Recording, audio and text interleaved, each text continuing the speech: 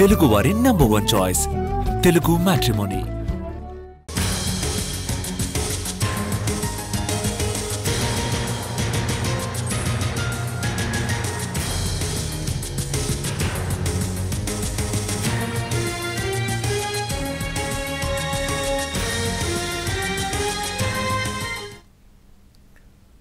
అన్నమయ్య జిల్లా ములకల చెరువు నకిలీ మద్యం తయారీ కేసులో అరెస్టైన నిందితుల కస్టడీ వాల్టితో ముగియనుంది.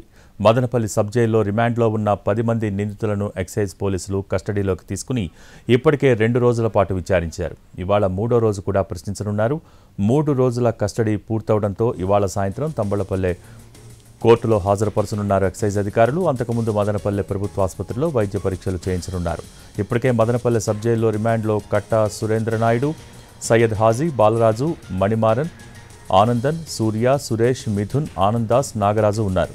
వైద్య పరీక్షల తర్వాత కోర్టులో హాజరుపరచనున్నారు.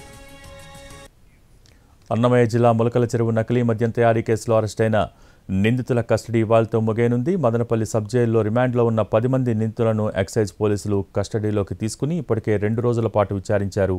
వాళ్ళ 3వ రోజు కూడా ప్రశ్నించనున్నారు. దీనికి సంబంధించి మోర్ అప్డేట్స్ మా ప్రతినిధి కార్తీక్ లైవ్ ద్వారా అందిస్తారు. Karthik, over to you.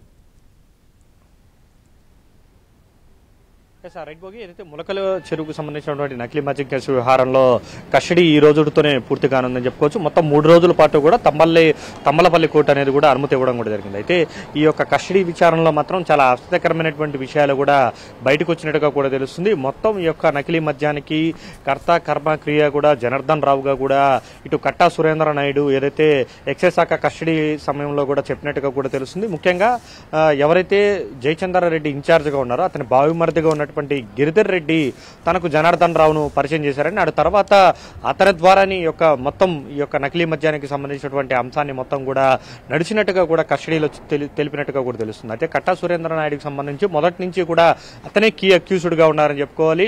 మొదట ఒక డైరీకి దొరికినటువంటి విషయంలో దాదాపు 74 మందికి పైగా కూడా ఆ యొక్క డైరీలో పేర్లు నమోదు చేయడం కూడా జరిగింది. ఏదైతే ఆర్థిక లావాదేవీలకు సంబంధించి కావచ్చు, ఎక్కడెక్కడ ఈ యొక్క బెల్ట్ షాపులోనే ఏ షాపులకు ఇచ్చాం, ఎవరెవరికి ఎంతెంత ముడుపులు ఇచ్చామనేటువంటి అన్ని అంశాలను ఆ డైరీలో పొందుపరిచినటువంటి నేపథ్యంలో ఆ డైరీకి సంబంధించి కూడా చాలా కీలకమైన విషయాలను ఎక్సైజ్ శాఖ అధికారులతో పాటు సిట్ అధికారిగా ఉన్నటువంటి ఒక సిఐ స్థాయి అధికారి కూడా కట్టా సురేంద్ర నాయుడిని ప్రశ్నించినట్టుగా కూడా తెలుస్తుంది. అయితే మొత్తం 3 రోజుల పాటు ఇచ్చినటువంటి కస్టడీలో నిన్న 2 రోజుల పాటు కూడా ఎవరైతే తమిళనాడు, ఒడిశాకి సంబంధించినటువంటి కూలీలను కూడా ప్రశ్నించారు. అయితే ఆ కూలీలు మాత్రం తమకు అది నకిలీ మద్యం అని చెప్పి తెలియదు, కేవలం డబ్బులు ఇస్తాము, రోజుకి 800 ఇస్తామన్నారు, దానికోసం మేము పనిచేశామంటూ కూడా ఆ కూలీలు కస్టడీ సమయంలో అధికారులకు తెలిపినట్టుగా కూడా తెలుస్తుంది. అంతకుమించి వారి వద్ద నుంచి సమాచారాన్ని సేకరించడానికి ఏమీ లేదని కూడా అధికారులు భావించినట్టుగా కూడా తెలుస్తుంది. అయితే ముఖ్యంగా ప్రధాన నిందితుడిగా ఉన్నటువంటి కట్టా సురేంద్ర నాయుడే చాలా కీలకంగా మారినటువంటి నేపథ్యంలో అతని వద్ద నుంచి ఈ రోజున మరింత కీలకమైనటువంటి సమాచారాలు అయితే వచ్చేటువంటి అవకాశం ఉంది. ముఖ్యంగా